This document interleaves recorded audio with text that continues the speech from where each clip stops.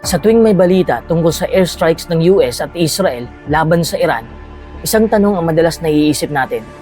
Bakit hindi natitinag ang Iran? Parang nakapagtataka, di ba?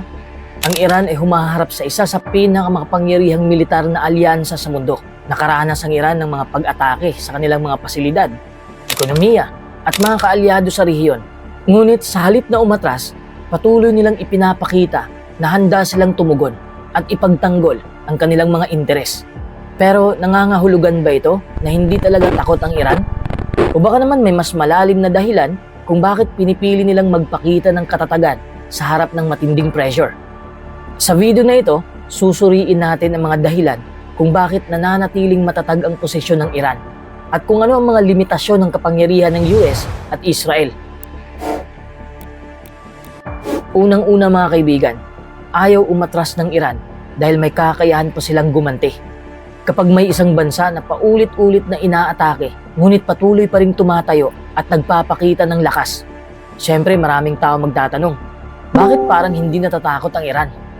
Ang tunay na dahilan ay dahil alam ng Iran na hanggat may kakayahan silang gumanti, hindi sila madaling mabubuli ng kanilang mga kalaban.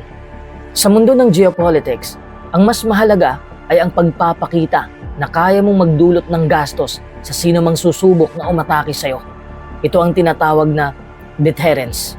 Kahit na nakaranas ang Iran ng matitinding airstrikes at covert operations sa mga nakaraang buwan, hindi pa rin nawawala ang kanilang kakayahang maglunsad ng retaliation.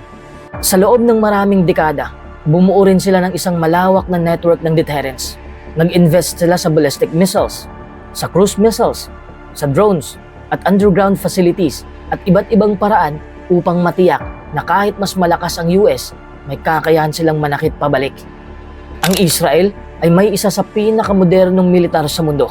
Ang US naman ay nananatiling pinakamakapangyarihang military force sa mundo.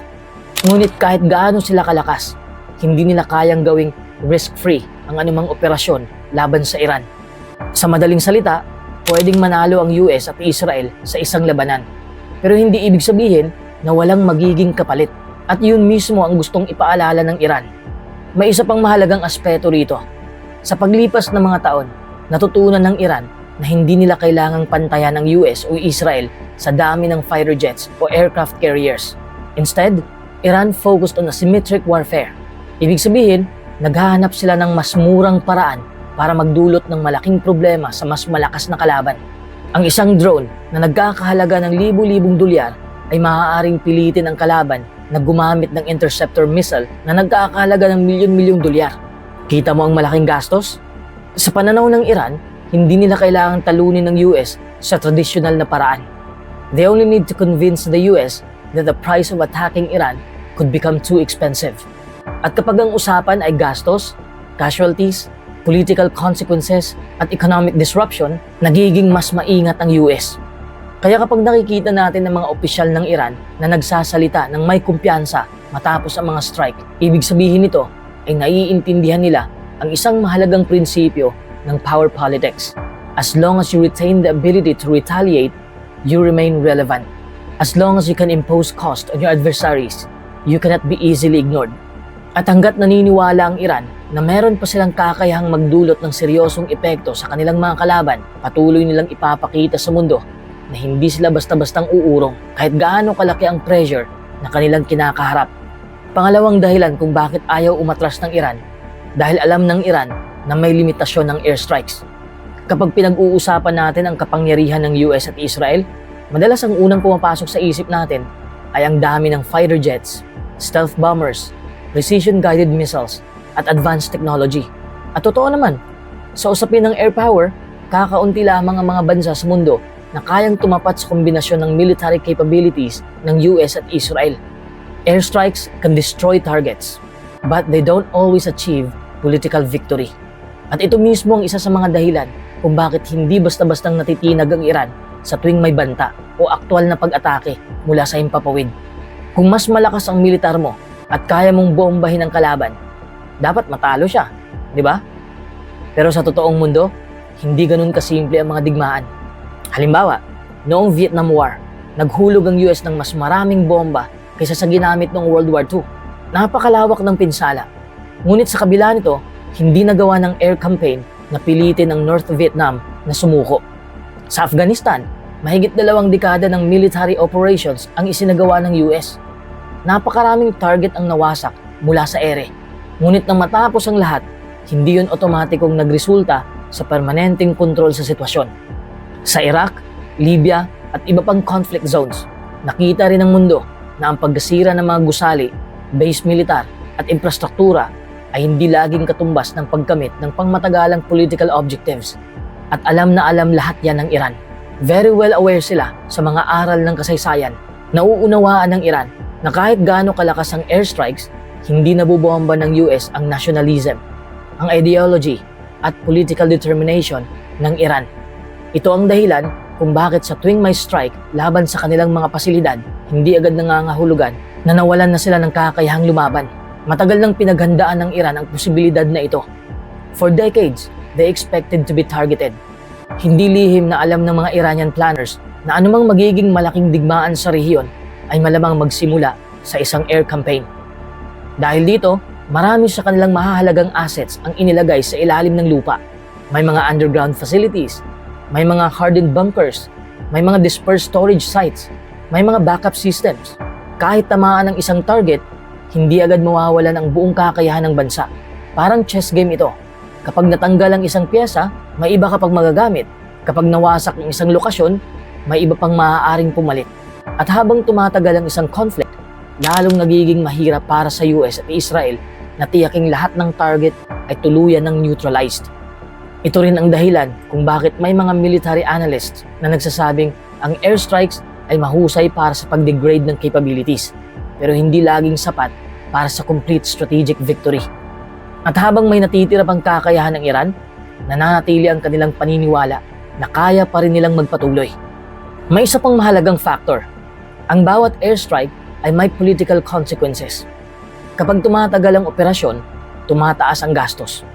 Tumataas ang pressure mula sa international community. Tumataas ang panganib ng regional escalation. At tumataas din ang posibilidad na magkaroon ng mga hindi inaasahang pangyayari. This is where military power meets political reality. Hindi lang kasi sapat na magtagumpay sa battlefield. Kailangan mo ring mapanatili ang suporta ng iyong mga kaalyado, suporta ng iyong ekonomiya, at suporta ng iyong sariling mamamayan.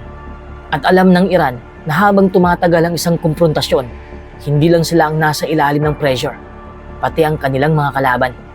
Pangatlong dahilan kung ayaw umatras ng Iran, dahil naniniwala ang Iran na kahit gaano kalakas ang Amerika at Israel, may mga limitasyon din ito.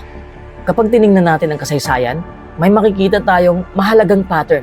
The United States can start wars, but ending them is often much more complicated. Sa nakalipas na ilang dekada, nakita natin ang Amerika na pumasok sa iba't ibang military conflicts sa Middle East. Maraming operasyon ang mabilis sa simula. Mabilis ang airstrikes, mabilis ang deployment, mabilis ang pagpapakita ng military superiority. Pero kapag ang usapan ay long-term conflict, nation building, occupation, insurgency, at political stability, doon nagsisimulang maging komplikado ang lahat. At alam ito ng Iran, pinag-aralan ito ng Iran ng mabuti. Tinitingnan ng Iran ang political realities sa loob mismo ng US. Sa bawat araw na tumatagal ang isang digmaan, tumataas ang gastos, billions of dollars, military resources, political capital, public support. At sa isang demokratikong bansa tulad ng US, mahalaga ang opinyon ng publiko. Kung ang isang military operation ay nagiging masyadong mahal, masyadong madugo, o masyadong mahaba, nagsisimulang magtanong ang mga mamamayan, bakit hindi pa tapos ang laban? Ano ba ang gustong makamit ng US? Sobrang laki na ng gastos. At alam ng Iran na ang mga tanong na ito ay maaaring maging kasing panganib ng mga missiles sa isang battlefield. What they need is endurance, patience, the ability to survive longer than their opponents expect. Ito ang dahilan kung bakit madalas marinig ang konsepto ng strategic patience kapag pinag-uusapan ng Iran. Naniniwala kasi ang Iran na sa paglipas ng panahon, maaaring magbago ang political climate, maaaring magbago ang mga leader, maaaring magbago ang priorities ng mga bansa. At kapag nangyari yun, maaaring mabawasan ang kagustuhan ng Amerika na manatili sa isang mahaba at magastos na komprontasyon. Imagine being a strategist in Iran. Alam mong mas malakas ang kalaban mo. Alam mong mas moderno ang kanilang armas. Alam mong mas malaki ang kanilang ekonomiya, pero alam mo rin na ang bawat araw ng conflict ay may presyo. Every missile fired costs money. Every deployment costs money. Every military operation creates political consequences. At habang tumatagal ang isang krisis, mas maraming bagong problema ang lumalabas sa ibang bahagi ng mundo na nangangailangan din ng atensyon ng US.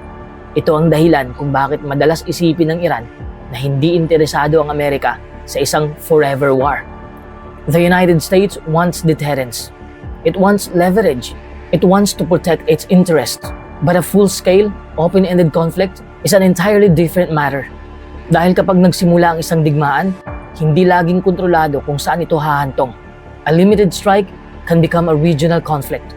A regional conflict can affect global energy markets. A disruption in shipping routes can impact economies around the world.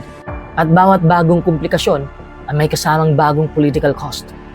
Kaya mula sa pananaw ng Iran, naniniwala sila na gusto ng Amerika na magpakita ng lakas.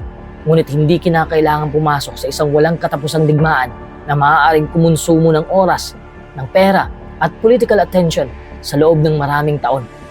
Sa larangan ng geopolitics, ang digmaan ay nasa isip ng mga lider. Kung sino ang unang magpapakita ng kahinaan at kung sino ang kayang manatiling matatag sa ilalim ng pinakamalaking pressure. Ngayon, ang Iran ay hindi pa rin sumusuko. Ang US at Israel naman ay nagpapakita pa rin na handa silang gumamit ng puwersa para pigilan ang mga layunin ng Iran. Pero ang tanong, hanggang saan naaabot ang laban na ito? At sino ang unang mapipilitang kumurap? Kapag nagustuhan mo ang ganitong klase ng malalim na pagsusuri tungkol sa mga pangyayari sa mundo, huwag kalimutang i-like ang video, mag-subscribe at mag-follow ka na rin sa Facebook page natin para hindi mo makaligtaan ang mga susunod nating analysis. I-share mo rin ang video ito sa iba dahil mas nauunawaan natin ang mundo kapag mas marami tayong nakakaalam. Maraming salamat!